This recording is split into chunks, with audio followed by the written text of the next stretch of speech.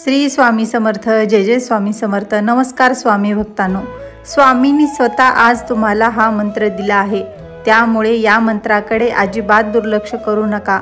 हा मंत्र म्हणजे गुरुतत्व जागृत करणारा अतिशय प्रभावी असा महामंत्र आहे।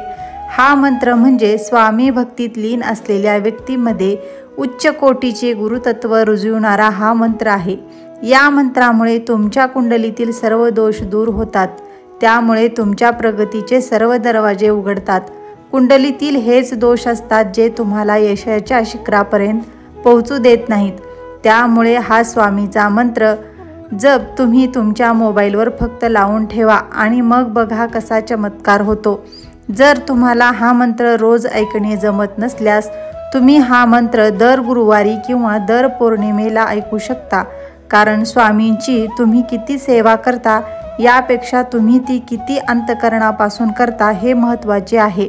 त्यामुळे आपल्या जीवनाचा भार स्वामींच्या चरणी अर्पण करून त्यांच्यावर पूर्ण विश्वास ठेवून हा मंत्र जप ऐकावा। त्यामुळे तुमच्या कुंडलीतील दोष तर दूर होतातच, त्याचबरोबर या मंत्रामुळे अनेकांचे नशीबसुद्धा उजळले आहे। स्वामींनी त्यांना प्रत्यक्षात येऊन दर्शन दिले आहे, तर कुणाला स्वप्नात येऊन दर्शन दिले आहे, असे अनेक भक्तांचे सत्य अनुभव आहेत। त्यामुळे या मंत्राला अजिबात दुर्लक्ष करू नका। हा मंत्र ऐकल्याने तुमचे सर्व दुःख दूर होणार आहे, त्यामुळे हा मंत्र नक्की ऐका। आपण आपल्या नशिबातील दुःख दूर करण्यासाठी अनेक उपवास करतो, अनेक व्रतवैकल्य करतो, खूप सारा पैसा खर्च करतो। हे सर्व करण्यापेक्षा हा मंत्र फक्त ऐकणे किती सोपे आहे। आपल्याला व्रतवैकल्य उपवास तपास करून जे फळ मिळणार आहे ते फक्त हा एक मंत्र ऐकल्याने मिळणार आहे। त्यामुळे अधिक वेळ न घालवता हा मंत्र तुमच्या मोबाईलवर लावून ठेवा, ज्यामुळे तुमच्या बंद नशिबाचे दरवाजे उघडतील। तर मंडळी, तो शक्तिशाली आणि प्रभावशाली मंत्र काही असा आहे। ओम नमो भगवते दत्तावतारी श्री स्वामी समर्थाय नमः। ओम नमो भगवते दत्तावतारी श्री स्वामी समर्थाय नमः। ओम नमो भगवते दत्तावतारी श्री स्वामी समर्थाय नमः। ओम नमो भगवते दत्तावतारी श्री स्वामी समर्थाय नमः। ओम नमो भगवते दत्तावतारी श्री स्वामी समर्थाय नमः। ओम नमो भगवते दत्तावतारी श्री स्वामी समर्थाय नमः। ओम नमो भगवते दत्तावतारी श्री स्वामी समर्थाय नमः। ओम नमो भगवते दत्तावतारी श्री स्वामी समर्थाय नमः। ओम नमो भगवते दत्तावतारी श्री स्वामी समर्थाय नमः। ओम नमो भगवते दत्तावतारी श्री स्वामी समर्थाय नमः। ओम नमो भगवते दत्तावतारी श्री स्वामी समर्थाय नमः। ओम नमो भगवते दत्तावतारी श्री स्वामी समर्थाय नमः। ओम नमो भगवते दत्तावतारी श्री स्वामी समर्थाय नमः। ओम नमो भगवते दत्तावतारी श्री स्वामी समर्थाय नमः। ओम नमो भगवते दत्तावतारी श्री स्वामी समर्थाय नमः। ओम नमो भगवते दत्तावतारी श्री स्वामी समर्थाय नमः। ओम नमो भगवते दत्तावतारी श्री स्वामी समर्थाय नमः। ओम नमो भगवते दत्तावतारी श्री स्वामी समर्थाय नमः। ओम नमो भगवते दत्तावतारी श्री स्वामी समर्थाय नमः।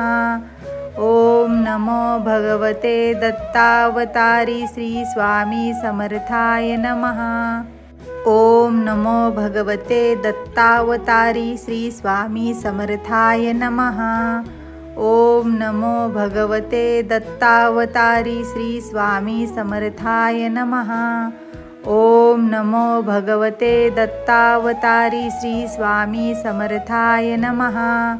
ओम नमो भगवते दत्तावतारी श्री स्वामी समर्थाय नमः। ओम नमो भगवते दत्तावतारी श्री स्वामी समर्थाय नमः। ओम नमो भगवते दत्तावतारी श्री स्वामी समर्थाय नमः। ओम नमो भगवते दत्तावतारी श्री स्वामी समर्थाय नमः। ओम नमो भगवते दत्तावतारी श्री स्वामी समर्थाय नमः। ओम नमो भगवते दत्तावतारी श्री स्वामी समर्थाय नमः। ओम नमो भगवते दत्तावतारी श्री स्वामी समर्थाय नमः। ओम नमो भगवते दत्तावतारी श्री स्वामी समर्थाय नमः। ओम नमो भगवते दत्तावतारी श्री स्वामी समर्थाय नमः। ओम नमो भगवते दत्तावतारी श्री स्वामी समर्थाय नमः।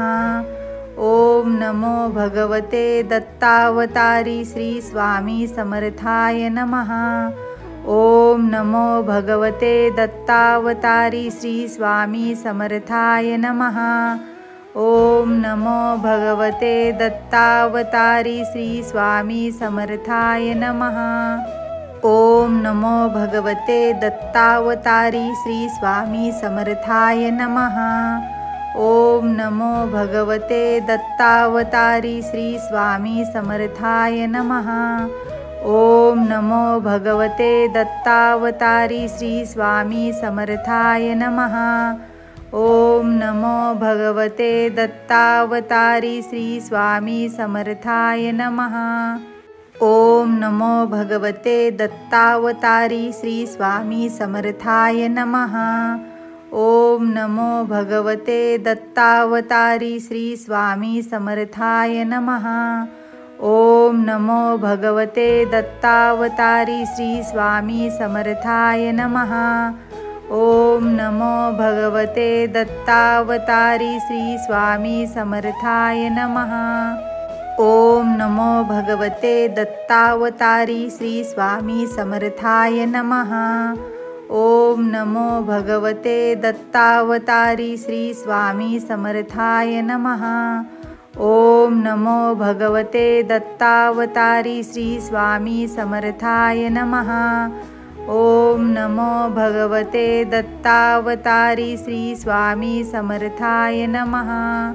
ओम नमो भगवते दत्तावतारी श्री स्वामी समर्थाय नमः। ओम नमो भगवते दत्तावतारी श्री स्वामी समर्थाय नमः। ओम नमो भगवते दत्तावतारी श्री स्वामी समर्थाय नमः। ओम नमो भगवते दत्तावतारी श्री स्वामी समर्थाय नमः। ओम नमो भगवते दत्तावतारी श्री स्वामी समर्थाय नमः। ओम नमो भगवते दत्तावतारी श्री स्वामी समर्थाय नमः। ओम नमो भगवते दत्तावतारी श्री स्वामी समर्थाय नमः। ओम नमो भगवते दत्तावतारी श्री स्वामी समर्थाय नमः।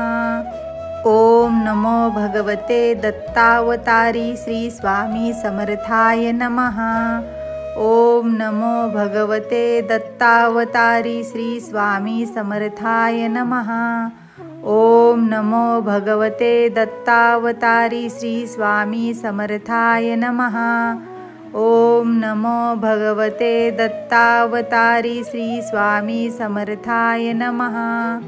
ओम नमो भगवते दत्तावतारी श्री स्वामी समर्थाय नमः।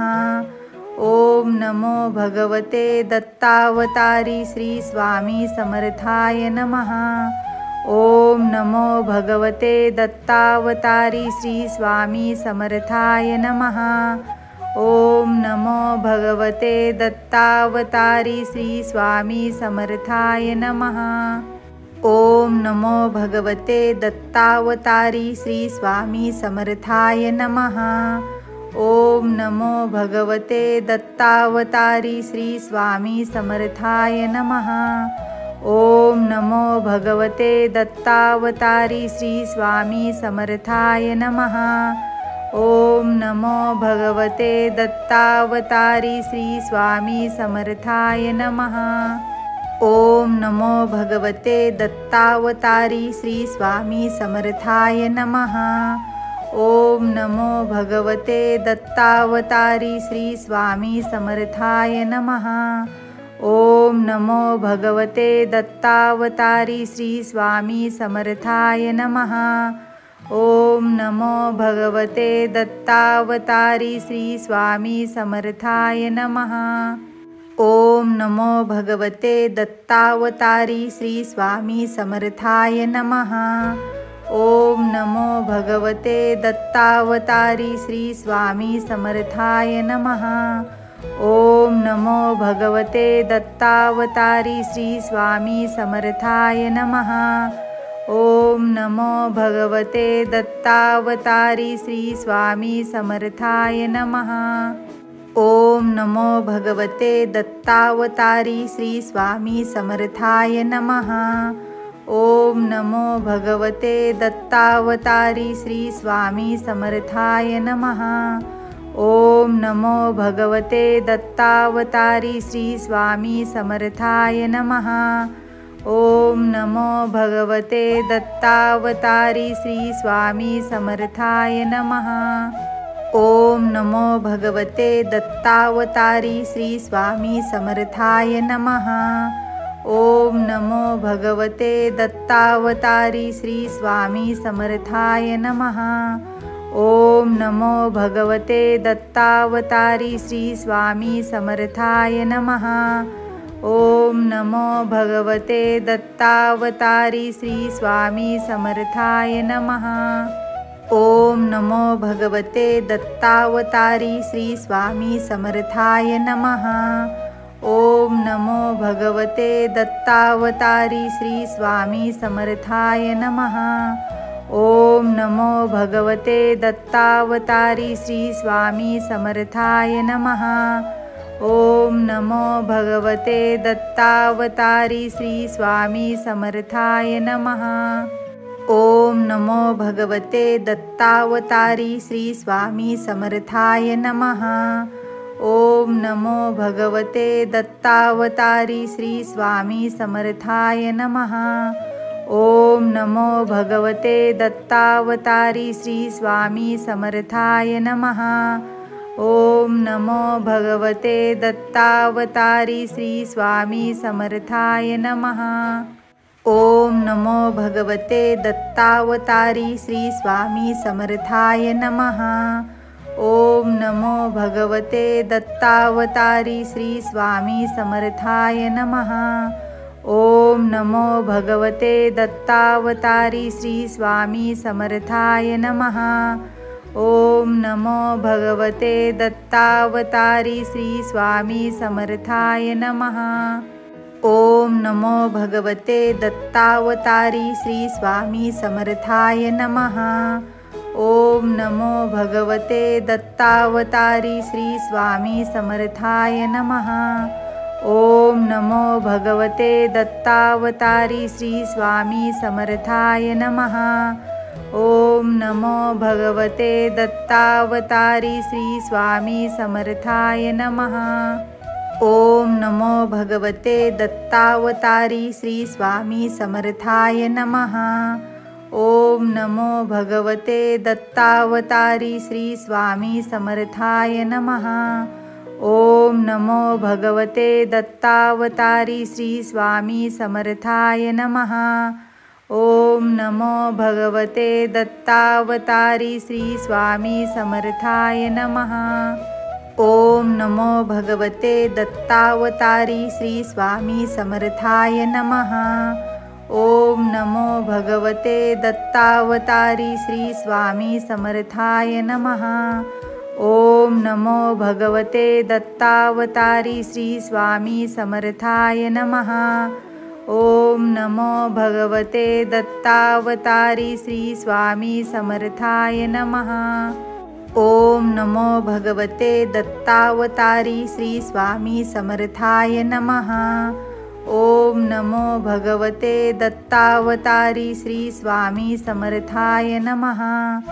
ओम नमो भगवते दत्तावतारी श्री स्वामी समर्थाय नमः। ओम नमो भगवते दत्तावतारी श्री स्वामी समर्थाय नमः। ओम नमो भगवते दत्तावतारी श्री स्वामी समर्थाय नमः।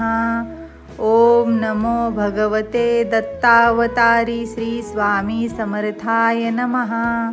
ओम नमो भगवते दत्तावतारी श्री स्वामी समर्थाय नमः। ओम नमो भगवते दत्तावतारी श्री स्वामी समर्थाय नमः। ओम नमो भगवते दत्तावतारी श्री स्वामी समर्थाय नमः। ओम नमो भगवते दत्तावतारी श्री स्वामी समर्थाय नमः। ओम नमो भगवते दत्तावतारी श्री स्वामी समर्थाय नमः। ओम नमो भगवते दत्तावतारी श्री स्वामी समर्थाय नमः। ओम नमो भगवते दत्तावतारी श्री स्वामी समर्थाय नमः। ओम नमो भगवते दत्तावतारी श्री स्वामी समर्थाय नमः। ओम नमो भगवते दत्तावतारी श्री स्वामी समर्थाय नमः। ओम नमो भगवते दत्तावतारी श्री स्वामी समर्थाय नमः। ओम नमो भगवते दत्तावतारी श्री स्वामी समर्थाय नमः। ओम नमो भगवते दत्तावतारी श्री स्वामी समर्थाय नमः। ओम नमो भगवते दत्तावतारी श्री स्वामी समर्थाय नमः। ओम नमो भगवते दत्तावतारी श्री स्वामी समर्थाय नमः। ओम नमो भगवते दत्तावतारी श्री स्वामी समर्थाय नमः। ओम नमो भगवते दत्तावतारी श्री स्वामी समर्थाय नमः। ओम नमो भगवते दत्तावतारी श्री स्वामी समर्थाय नमः। ओम नमो भगवते दत्तावतारी श्री स्वामी समर्थाय नमः। ओम नमो भगवते दत्तावतारी श्री स्वामी समर्थाय नमः। ओम नमो भगवते दत्तावतारी श्री स्वामी समर्थाय नमः। ओम नमो भगवते दत्तावतारी श्री स्वामी समर्थाय नमः। ओम नमो भगवते दत्तावतारी श्री स्वामी समर्थाय नमः। ओम नमो भगवते दत्तावतारी श्री स्वामी समर्थाय नमः। ओम नमो भगवते दत्तावतारी श्री स्वामी समर्थाय नमः। ओम नमो भगवते दत्तावतारी श्री स्वामी समर्थाय नमः। ओम नमो भगवते दत्तावतारी श्री स्वामी समर्थाय नमः। ओम नमो भगवते दत्तावतारी श्री स्वामी समर्थाय नमः। ओम नमो भगवते दत्तावतारी श्री स्वामी समर्थाय नमः। ओम नमो भगवते दत्तावतारी श्री स्वामी समर्थाय नमः। ओम नमो भगवते दत्तावतारी श्री स्वामी समर्थाय नमः। ओम नमो भगवते दत्तावतारी श्री स्वामी समर्थाय नमः। ओम नमो भगवते दत्तावतारी श्री स्वामी समर्थाय नमः। ओम नमो भगवते दत्तावतारी श्री स्वामी समर्थाय नमः। ओम नमो भगवते दत्तावतारी श्री स्वामी समर्थाय नमः। ओम नमो भगवते दत्तावतारी श्री स्वामी समर्थाय नमः। ओम नमो भगवते दत्तावतारी श्री स्वामी समर्थाय नमः। ओम नमो भगवते दत्तावतारी श्री स्वामी समर्थाय नमः। ओम नमो भगवते दत्तावतारी श्री स्वामी समर्थाय नमः। ओम नमो भगवते दत्तावतारी श्री स्वामी समर्थाय नमः। ओम नमो भगवते दत्तावतारी श्री स्वामी समर्थाय नमः। ओम नमो भगवते दत्तावतारी श्री स्वामी समर्थाय नमः। ओम नमो भगवते दत्तावतारी श्री स्वामी समर्थाय नमः। ओम नमो भगवते दत्तावतारी श्री स्वामी समर्थाय नमः। ओम नमो भगवते दत्तावतारी श्री स्वामी समर्थाय नमः। ओम नमो भगवते दत्तावतारी श्री स्वामी समर्थाय नमः। ओम नमो भगवते दत्तावतारी श्री स्वामी समर्थाय नमः।